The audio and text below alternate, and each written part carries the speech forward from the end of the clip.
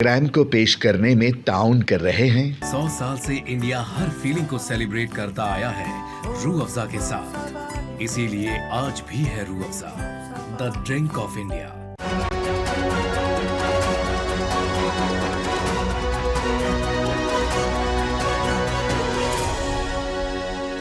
आदाब। पंजाब, हरियाणा और दिल्ली की खबरों में आप सभी का बहुत बहुत इस्तकबाल है। आपके साथ मैं हूं ज़ुहम रुबा। देखेंगे तमाम बड़ी खबरें। आगाज करेंगे हेडलाइंस के साथ। जंतर मंतर पर केजरीवाल के समर्थन में आपका प्रोटेस्ट पहुंचे इंडिया ब्लॉक के कई नेता।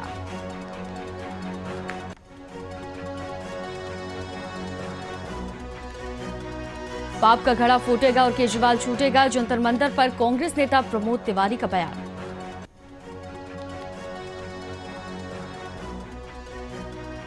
दिल्ली की सड़कों पर 320 नई इलेक्ट्रॉनिक बसें उतरी, परिवहन मंत्री और एलजी ने दिखाई हरी झंडी। हरियाणा के सीएम नायब सिंह सैनी ने टीजीटी अध्यापकों को बांटे नियुक्ति पत्र, कहा विपक्ष ने खड़ा किया भर्ती रोको गैंग।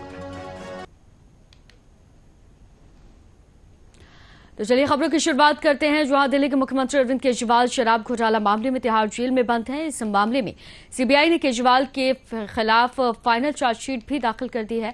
अब उनके समर्थन में इंडिया ब्लॉक के कुछ नेता सड़कों पर उतरे हैं। अरविंद केजरीवाल के समर्थन में जंतर मंतर पर प्रोटेस्ट शुरू हुआ। इसमें इंडिया ब्लॉक के पार्टी के कई नेता पहुंचे। कांग्रेस की तरफ से प्रमोद तिवारी और साथ ही गौरव गोगोई, डीएमके नेता ए राजा, एआईएफबी से जी देवा राजन और साथ ही सीपीएम से दीपांकर भट्टाचार्य, सीपीआई से डी राजा, शिवसेना यूबीटी से संजय राउत और साथ ही एनसीपी से शरद पवार प्रदर्शन स्थल पर पहुंचे। इसके अलावा आम आदमी पार्टी की तरफ से गोपाल राय, संजय सिंह, पंजाब के मुख्यमंत्री भगवंत मान और अरविंद केजरीवाल की पत्नी सुनीता केजरीवाल भी मंच पर उपस्थित थीं।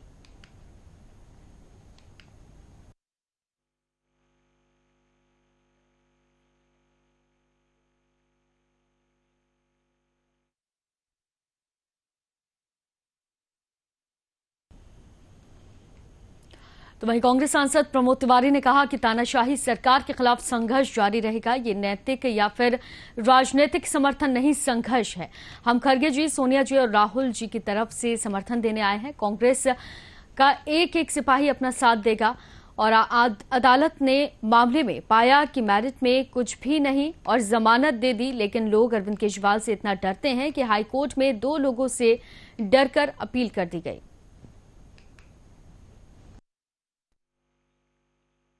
जब कभी ये लड़ाई समझी जाएगी तो एक बात साफ हो जाएगी। सिर्फ एक घटना काफी है बहुत कुछ बताने के लिए। आपने गिरफ्तारी नाजायज की, ईडी की, हम कह रहे थे कि नाजायज गिरफ्तारी है, फिर भी आपने गिरफ्तार किया। मामला अदालत में गया, अदालत ने केस में देखा कुछ भी नहीं है मेरिट पे, उन्होंने जमानत दे दी। पर बाहर न निकलने पाए। अरविंद केजरीवाल जी से तुम इतना डरते हो कि वो बाहर न निकलने पाए, इसलिए बिना जजमेंट, बिना फैसले के आपने हाई कोर्ट में ईडी ने अपील कर दी। किसके इशारे पे की? जो सबसे डरे हुए दोनों बैठे हैं उनके इशारे पर अपील कर दी। नतीजा ये हुआ कि कोर्ट में कैसे वो स्वीकार हुआ, फैसले की कॉपी भी नहीं थी, तब तक अपलोड भी नहीं हुई थी। अब उसके बाद जब उसमें जमानत की स्टेज आई तो आपने उसमें सीबीआई को डाल के सीबीआई से गिरफ्तारी करा दी। तो ये नियत नहीं, बदनीति, बदनीति और बदनीति के अलावा कुछ नहीं। एक मुख्यमंत्री जो जनता के भारी तो वहीं कांग्रेस नेता गौरव गोगोई ने अपने संबोधन में कहा कि अगर बीजेपी सोचती है कि पुलिस और सीबीआई से हमें डरा सकते हैं तो इनकी गलती है। गठबंधन का कोई दल इनसे नहीं डरता। अगर 2024 में निष्पक्ष चुनाव होता तो बीजेपी विपक्ष में होती, हमारी सरकार होती। इनकी डरी हुई सरकार 5 साल नहीं चलेगी। आप सब चुनाव के लिए तैयार रहो।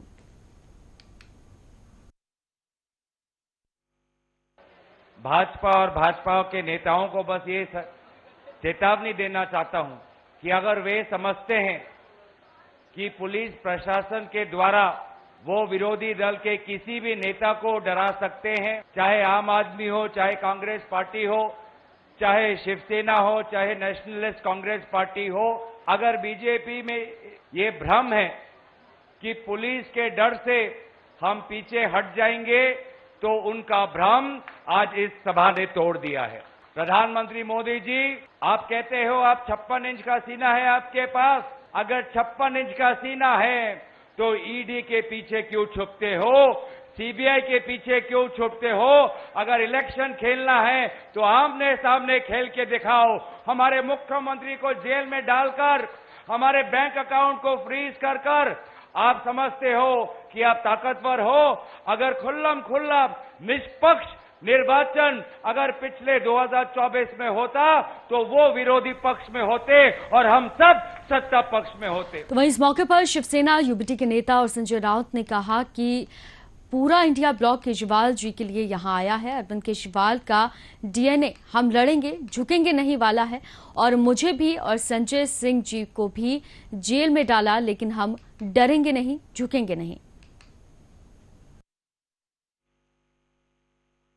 और आप और केजरीवाल जी का डीएनए एक जैसा ही है। हम लड़ेंगे, हम डरेंगे नहीं, हम झुकेंगे नहीं। ये तानाशाही के सामने घुटने नहीं टेकेंगे। और मुझे विश्वास है, आई लव केजरीवाल लिखा मैंने, इंडिया लव केजरीवाल। पूरा देश, इंडिया केजरीवाल जी से प्यार और मोहब्बत करता है। इस मंच पर सभी नेता है जो इस संघर्ष के घड़ी में केजरीवाल जी के साथ है। मेरे साथी संजय सिंह, वो 6 महीना जेल में रहकर आए, मैं खुद 4 महीना जेल में रहा हूं। यह अन्याय की परिसीमा है, ये खत्म हो जाएगी। जैसे कि प्रोफेसर राम गोपाल जी ने कहा, तानाशाह सबसे डरपोक आदमी होता है, और जो ये 2 गुजरात के तानाशाह यहां बैठे हैं, उनके जैसे डरपोक आदमी मैंने जिंदगी में नहीं देखे हैं। तो वहीं एनसीपी सुप्रीमो शरद पवार भी जंतर मंतर पर आयोजित विशाल महाप्रदर्शन में शामिल हुए। उन्होंने कहा कि दिल्ली की जनता बीजेपी को कई बार नकार चुकी है, उसका गुस्सा बीजेपी वाले अरविंद केजरीवाल पर निकाल रहे हैं।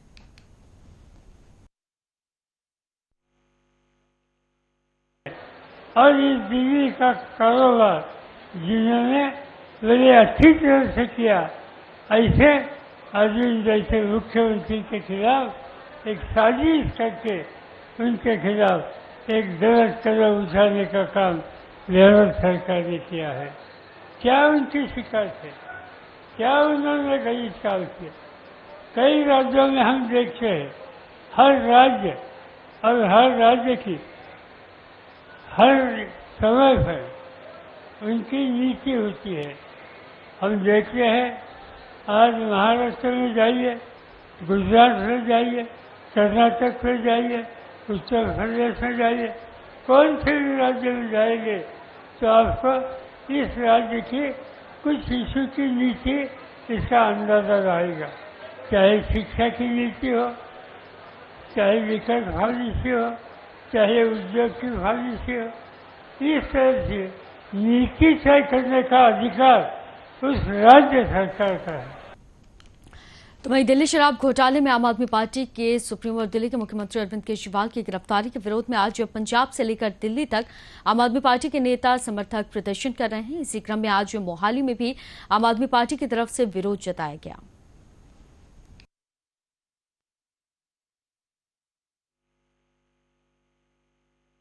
ਤੇ ਦੂਜੇ ਪਾਸੇ ਦੇਖੋ ਆਮ ਆਦਮੀ ਪਾਰਟੀ ਪੂਰੇ ਭਾਰਤ ਦੇ ਅੰਦਰ ਜੇ ਕੋਈ ਕੱਲੀ ईमानदार पार्टी है, सानू माण है कि असी उस पार्टी का हिस्सा है, वो है आम आदमी पार्टी, जिहदे ते अज तक किते 1 रुपया कदे इन्हां 12 सालां च करप्शन का दाग नहीं लग्या।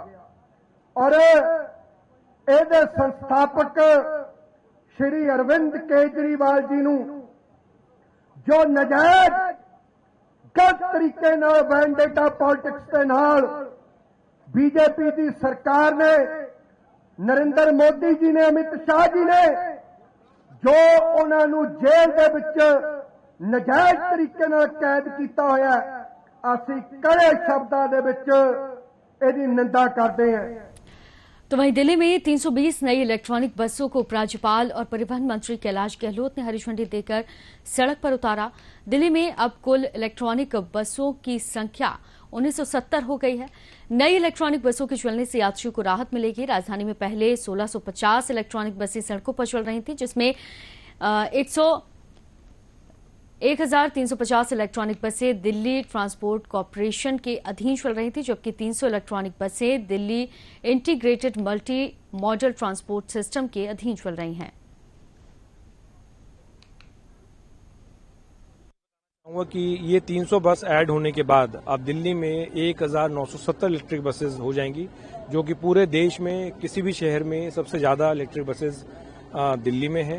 और इसके साथ साथ एक और इम्पोर्टेंट जो हमने माइलस्टोन अचीव किया, 25% अब हमारा जो पूरा बस फ्लीट है 25% इलेक्ट्रिक बसेस अब हैं हमारी। तो हमारा टारगेट है कि 2025 के अंत तक 80% ऑफ दी बस फ्लीट वो इलेक्ट्रिक हो। तो उसकी तरफ हम लगातार बढ़ रहे हैं और 3 डिपो में ये बसें हाउस की जाएंगी, कालकाजी, नारायणा, सुखदेव विहार। और बहुत इम्पोर्टेंट रूट्स हैं, मेरे ख्याल से 400 वाली जो सीरीज हैं, 500 वाली जो सीरीज हैं, उनमें ये बसें चलेंगी। तो दिल्ली वासियों को एक बार फिर दोबारा बहुत बहुत बधाई, क्योंकि ये इलेक्ट्रिक बसेस कंफर्टेबल हैं, सेफ हैं, सिक्योर हैं, उसके साथ साथ 100% इलेक्ट्रिक हैं। इसका मतलब इसमें कोई पोल्यूशन नहीं है। और हमारी जो पोल्यूशन के खिलाफ जो जंग थी, जो लड़ाई थी, उसमें भी हम लगातार तो वहीं दिल्ली में लगातार बढ़ते प्रदूषण को रोकने के लिए दिल्ली के उपराज्यपाल वीके सक्सेना ने कहा कि हमें पब्लिक ट्रांसपोर्ट को बढ़ावा देना चाहिए।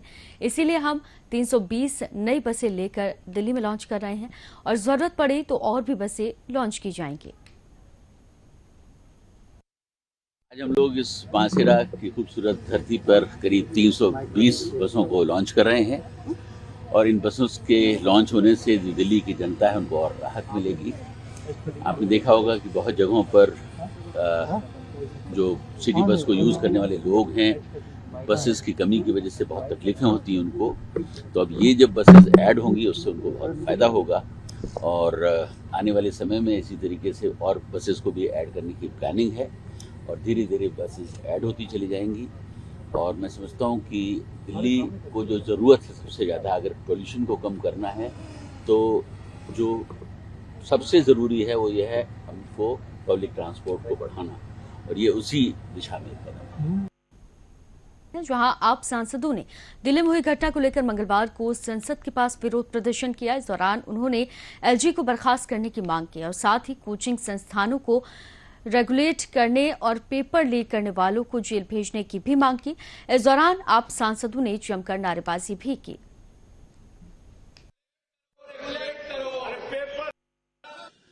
देखिए, जिस तरह से सुप्रीम कोर्ट के आदेश के बावजूद दिल्ली सरकार की शक्तियां छीनी गईं, एलजी के डंडे से दिल्ली को चलाने का प्रयास किया गया और केंद्र सरकार से बार बार मांग होने के बावजूद कोचिंगों को रेगुलेट नहीं किया गया, ये दुर्भाग्यपूर्ण घटना राजेंद्र नगर की उसका नतीजा है। आपने देखा होगा हमारे मंत्रियों ने प्रयास किया कि ये डीसिल्टिंग का काम और नालों की सफाई का काम बारिश के पहले हो जाए। उसका वीडियो भी आ गया जिसमें सौरभ भारद्वाज जी हैं, आतिशी जी हैं, गोपाल राय जी हैं, इमरान हुसैन जी हैं। लेकिन अधिकारी इसलिए बिंदास घूम रहे हैं क्योंकि उनको एलजी का संरक्षण है, बीजेपी का संरक्षण है। तो ये जो घटना हुई है इसके लिए सीधे तौर पे केंद्र की मोदी सरकार की वो तानाशाही जिम्मेदार है, जिसमें 5 जजों के सुप्रीम कोर्ट के फैसले के बावजूद आपने दिल्ली के अधिकारियों की ट्रांसफर पोस्टिंग का अधिकार छीन लिया और देश की कोचिंगों को आप रेगुलेट नहीं कर रहे। खुली छूट है कोचिंगों वालों को। पेपर लीक हो रहा है उसमें कोचिंग वालों का नाम आता है, ऐसी बेसमेंट में क्लासेस चल रही हैं उसमें नाम आता है इनका। देखिए, ये मैं जो घटना हुई वो अत्यंत दुर्भाग्यपूर्ण है, लेकिन मैं सिर्फ एक ही बात कहना चाहता हूं कि इसके लिए जिम्मेदार कौन है, उसकी जिम्मेदारी तय होनी चाहिए। अगर हमारे मंत्री पहले से ही नालों की सफाई की बात कर रहे थे, अगर हम लोग पहले से ही इस बात के लिए प्रयासरत थे। उसको आपने जानबूझ के इसलिए नहीं होने दिया कि सरकार को बदनाम करना था, दिल्ली वालों का जीवन। तो वहीं दूसरी तरफ दिल्ली के ओल्ड राजेंद्र नगर स्थित कोचिंग संस्थान के बेसमेंट में 3 स्टूडेंट्स की मौत के बाद में भारतीय जनता पार्टी दिल्ली सरकार पर हमलावर है। मंगलवार को दिल्ली के मुख्यमंत्री अरविंद केजरीवाल के इस्तीफे की मांग को लेकर बीजेपी प्रदेश अध्यक्ष वीरेंद्र सचदेवा की अगुवाई में धरना प्रदर्शन किया गया। इस दौरान नई दिल्ली से बीजेपी के सांसद बांसुरी स्वराज सहित पार्टी के कई वरिष्ठ नेता मौजूद रहे। सभी नेताओं ने अपने अपने हाथों में तख्तियां ले रखी थी जिस पर लिखा था, यह हादसा नहीं हत्या है।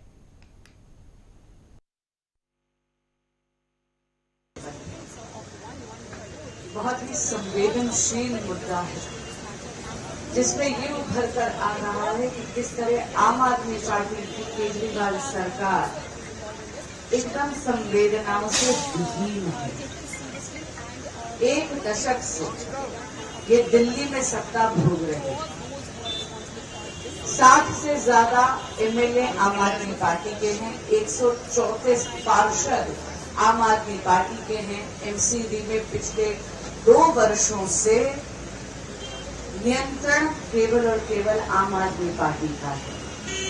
ये बड़े बड़े झूठे दावे करते हैं। इनकी मेयर माननीय शैली ओबरॉय जी प्रेस कॉन्फ्रेंस करके कहती हैं कि नालों की डिसिल्टिंग हो गई है, वो बधाई भी देते। तो वहीं राव आईएएस कोचिंग सेंटर में हुए हादसे के मामले में पुलिस ने 4 भवन मालिकों समेत 5 आरोपियों को गिरफ्तार किया है। तो वहीं दिल्ली नगर निगम के एक कनिष्ठ अभियंता जेई को बर्खास्त कर दिया गया। एक सहायक अभियंता यानी एई को भी निलंबित कर दिया गया, जबकि अधिशासी अभियंता को कारण बताओ नोटिस थमाया गया है। तो वहीं उपराज्यपाल वीके सक्सेना ने सोमवार को घटनास्थल का दौरा किया। इस दौरान उन्होंने छात्रों के विरोध प्रदर्शन का सामना भी उनको करना पड़ा। बाद में उपराज्यपाल ने छात्रों को बातें भी उनकी छात्रों की सुनी और दोषियों के खिलाफ कार्रवाई का भरोसा भी उनको दिलाया। ओल्ड राजेंद्र नगर में सोमवार को नगर निगम का बुलडोजर भी गरजा। राव कोचिंग सेंटर के पास नाले से कब्जे हटाए गए। हादसे की गूंज संसद से लेकर सड़क तक सुनाई दी। संसद में सभी दलों ने हादसे की जांच की मांग की है। तो वहीं पश्चिम बंगाल और साथ ही दिल्ली में कोचिंग सेंटरों के बाहर छात्रों ने विरोध प्रदर्शन किया। कमेटी बनाई गई है और कमेटी बनाते ही सबसे पहला काम ये किया गया है कि मिनिस्ट्री ऑफ होम अफेयर्स के ट्विटर हैंडल पे डाल दिया गया कमेटी वर्क कर रही है, नहीं कर रही है, कोई अकाउंटेबिलिटी नहीं। कमेटी कब रिपोर्ट देगी, कब इसमें इंसाफ होगा, कोई अकाउंटेबिलिटी नहीं। सर हमारा डिमांड है कुछ, जो हमारे मृतक भाई बहन है उनके लिए डिमांड है, और आप डिमांड वहां से आप कैप्चर करिए। मैं भी बता दूंगा, लेकिन सर मैं आपका समय नहीं लेना चाहूंगा। डिमांड ऑब्वियस है, सबको पता है, लेकिन कोई इस पे एक्शन लेने को तैयार नहीं है। सर हमारा डिमांड जब तक पूरा नहीं होगा सर हम यहाँ से हटने वाले नहीं है। दिल्ली जल बोर्ड जो भी कमर्शियल वाटर यूज करता है, any coaching commercial water use करती है, 60% उसमें ड्रेनेज चार्ज है, sewerage. Now people are blaming कि सिर्फ एमसीडी का काम है। सर डीजेबी भी है, दिल्ली जल बोर्ड, बीएसीएस भी है। बीएसीएस के यहाँ लाइंस चलती हैं, एक्सपोज्ड वायर्स हैं यहाँ पर 440 वोल्ट्स की, जो अगर आप अपना पैन करेंगे कैमरा बैक साइड पे there are multiple wires which are strangled and which can cause a huge shock, huge fire, mishap कभी भी हो सकती है। और एक और नई बात नहीं है, I have been seeing this for the past 10 years। इस बार डेथ हो गई, the reason people are protesting, क्योंकि अब मरने की बात आ गई है। जब मर जाए लोग, वो भी बेसमेंट में चोक होके, 1 लाख गैलन। वहीं बीते 27 जुलाई को हुई बेसमेंट की घटना के बाद दिल्ली के कोचिंग संस्थानों पर एक्शन शुरू हुआ। दिल्ली नगर निगम ने सभी कोचिंग संस्थानों की जांच पड़ताल शुरू की और इसके साथ ही दिल्ली के मेयर शैली ओबरॉय ने प्रीत विहार में कोचिंग सेंटर के बेसमेंट का निरीक्षण किया। दिल्ली मेयर शैली ओबरॉय ने कहा कि पूरी दिल्ली में ऐसे बहुत सारे कोचिंग संस्थान हैं जो कि बेसमेंट में अवैध तरीके से चलाए जा रहे हैं। हम ऐसे सभी कोचिंग संस्थानों पर सख्त कार्रवाई करेंगे। अगर कोई अधिकारी इसमें दोषी पाया जाएगा तो उस पर भी कड़ी कार्रवाई की जाएगी।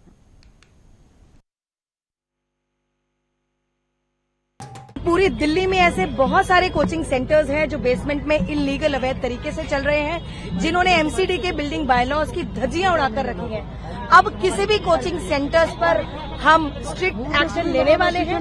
जितने भी ऐसे कोचिंग सेंटर्स हैं किसी को भी बख्शा नहीं जाएगा, और साथ ही अगर कोई अधिकारी इसमें दोषी पाया जाएगा तो उस पर भी कार्रवाई होगी। ठीक है सर। तो वहीं भाजपा नेता तरुण चुग ने कहा कि भाजपा की सरकार ने देश के 1 करोड़ युवाओं को इंटर्नशिप देने का वादा किया। लोगों को 3 करोड़ घर दिए। हमने कौशल विकास पर बल दिया। साथ ही उज्ज्वला योजना जैसे कई अहम तोहफे भी नागरिकों को दिए गए। लेकिन राहुल गांधी ये सब कुछ नहीं देखते। वो सिर्फ लोगों को जातिगत राजनीति की तरफ ढकेल रहे हैं।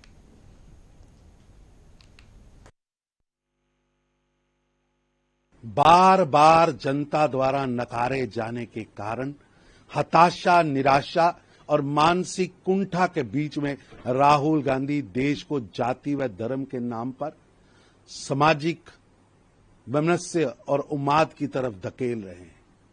और गांधी नेहरू परिवार का पुराना रिकॉर्ड है कि देश को दहकते शोलों पर फेंक देना। झूठ, अमर्यादित, गैर संवैधानिक भाषा का प्रयोग सदन के अंदर राहुल गांधी ने कल किया है। ऐसा लग रहा है कि राहुल गांधी विदेशी ताकतों का मोहरा बनकर भारत को बदनाम कर रहे हैं, जातीय संघर्ष उत्पन्न कर रहे हैं, जाति, धर्म और समुदाय और क्षेत्र के आधार पर देश को तोड़ना चाह रहे हैं, बांटना चाह रहे हैं। अगर उन्होंने ढंग तो वहीं पंचकुला के ताऊ देवीलाल स्टेडियम सेक्टर 3 में मंगलवार को टीजीटी के लिए राज्य स्तरीय ओरिएंटेशन कार्यक्रम का आयोजन हुआ। मुख्यमंत्री नायब सिंह सैनी ने 7,441 टीजीटी अध्यापकों को नियुक्ति पत्र बांटे। इस दौरान मुख्यमंत्री ने कहा कि आज मेरे लिए बहुत खुशी का दिन है। भाजपा शासन में प्रदेश का विकास हो रहा है। एक लंबे समय के बाद आपके चेहरों पर खुशी देखी है, ये मेरे लिए गर्व का विषय है। आप सभी को दिल से सलाम। आपने अपने माता पिता का नाम रोशन किया। हम सभी के लिए बहुत महत्वपूर्ण दिन है। और क्या कुछ कहा, सुनिए।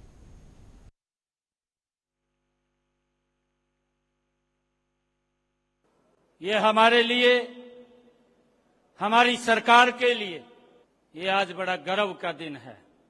मैं इसके लिए भी आप सबको बहुत बहुत बधाई और शुभकामनाएं मैं देता हूं। मुझे ये खुशी है कि आज मैं ऐसे व्यक्तित्व के बीच में बैठा हूं।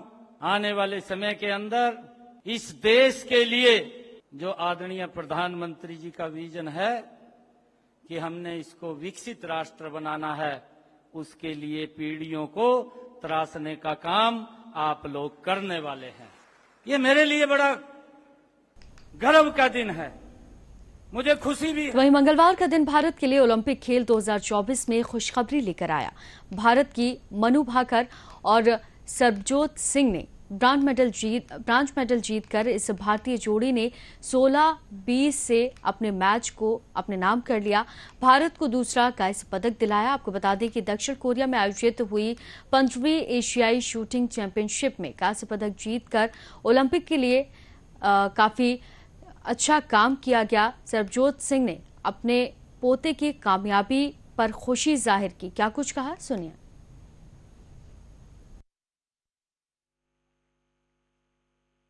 जी मन तो नहीं लगा था भी अपना बेटा भी फतेह बुला दे, जीतेगा।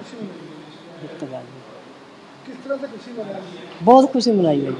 गांव में क्या माहौल है? गांव में बहुत अच्छा माहौल है। सरबजोत अम्बाला पहुंचेगा, किस तरह से जश्न मनाया जाएगा, कैसे स्वागत करेंगे? बस जी जैसा सा बनाया जहाँ वैसा सा बनाएंगे जी, बहुत तकड़ा बनाएंगे। बचपन से लगता था कि ओलंपिक तक? हाँ जी, हाँ जी।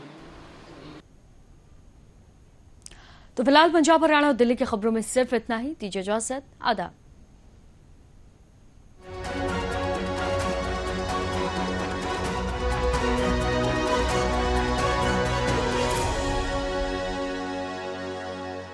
इस प्रोग्राम को पेश करने में ताउन कर रहे हैं। 100 साल से इंडिया हर फीलिंग को सेलिब्रेट करता आया है रूह अफ़ज़ा के साथ। इसीलिए आज भी है Rooh Afza, the drink of India.